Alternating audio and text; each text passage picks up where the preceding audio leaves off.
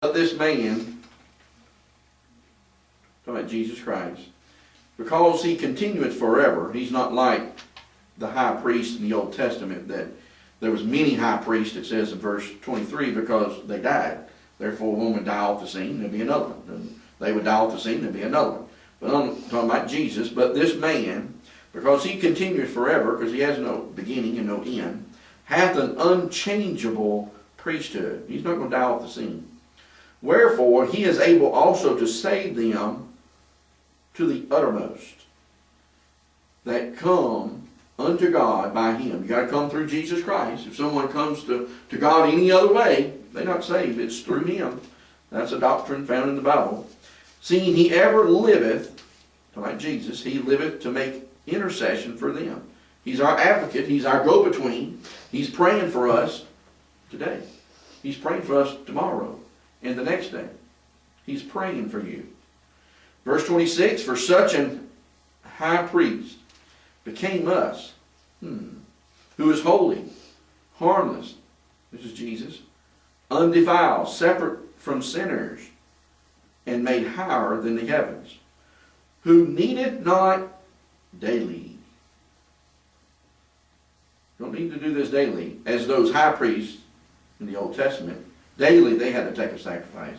But not Jesus. He don't need to die daily. As those high priests to offer up sacrifice. First for his own sins. Even in the Old Testament, the high priest had to offer a sacrifice for themselves because they were sinners. They wasn't this holy, harmless, undefiled, separate from sinners and made higher than the heavens. That's Jesus. Who does not need to bring a sacrifice daily or offer himself on a cross daily. He doesn't need to die daily for our sins. He died once for all. As those high priests to offer up sacrifice, first for his own sins and then for the people's. For this he did once, talking about Jesus now. The other was talking right there. We're talking about the high priest. For this he did once. What did he do? He died for sins. When he offered up himself. For the law maketh men high priests which have infirmity. In the Old Testament, the law made these men high priests. They have infirmities. But the word of the oath, which was since the law, maketh the Son, who is consecrated forevermore. Jesus Christ is our high priest forevermore. He doesn't need to die daily. And when someone comes forward and says, well, I committed the new sin, what you're doing? You're crucifying the Son of Christ, Son of God. And that's putting him to open shame. You're saying, Lord, your blood wasn't sufficient for this sin. It wasn't sufficient, so I need to come forward again. You're mocking God. And that's what Free Will Baptist is, and the Church of God knows. But we as Christians don't believe such a thing. Those that believe this Bible says we're saved one time. Over in, I think it's Romans, it says that Christ died one time for all sins. He didn't die one time for a few sins and then he's going to die again for a few more. That would be ridiculous. If you ever die for him, he died for all of them at once. God's blood was sufficient for all of our sins. So we thank God for that. For it is impossible that they shall fall away. There's no doubt that we're going to fall in sin. We're going to stumble. As we studied a few weeks ago about Galatians, that we should lift up our brother when they fall. Sure, let's lift up our brother. But that don't mean he fell out of grace. He didn't fall out of God's saving grace. He might have fell out of God's will. He might have fell out of fellowship. We all want to do that. But we're not going to fall out of the relationship that we have with Jesus Christ. The Bible says that we are the sons of God. We then believe on his name. Once a son, you're always a son. My dad's always going to be my dad. I can curse him. I can deny him. I can go change my name. I can never talk to him again. But that don't change. He's still my dad. He's always going to be my dad. The life of blood is going to And that's the way it is as a Christian. Your relationship's going to stay the same, Father, Son. But our fellowship hadn't always been hunky-dory with my dad. Thank God that we get along a whole lot better than we used to. But it hadn't always been, hey, we're super close. Sometimes we got a few arguments.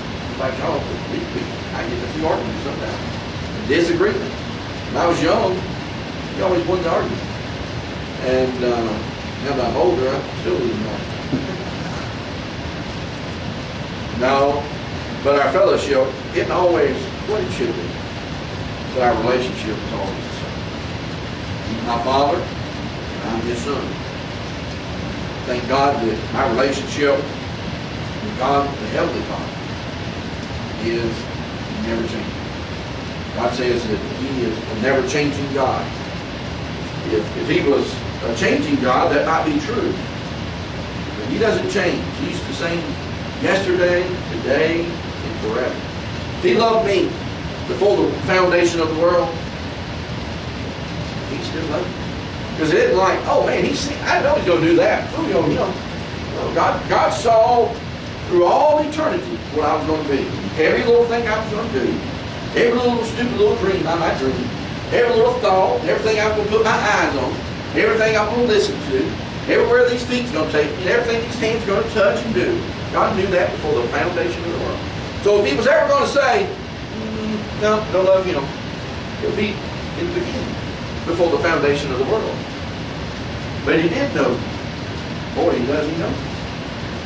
And He still loves me. Well, that's amazing. Our relationship doesn't change. Fellowship does, because I change. I'm not the same yesterday, today, forever. I'm very, very much not the same. And I'm never supposed to be growing, or supposed to be reaching for perfection, reaching for that goal. Well, and any questions? Yes.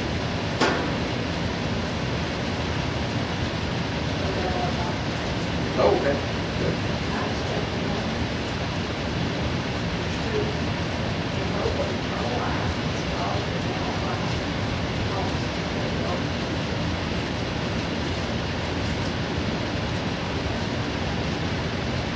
That's a good verse. You say, Lord, when you promise me, I'm not going to go home. Your people are not going to go around struggling. Lord, you promised me that this and this. I can come to you any time to pray. Lord, you promised me.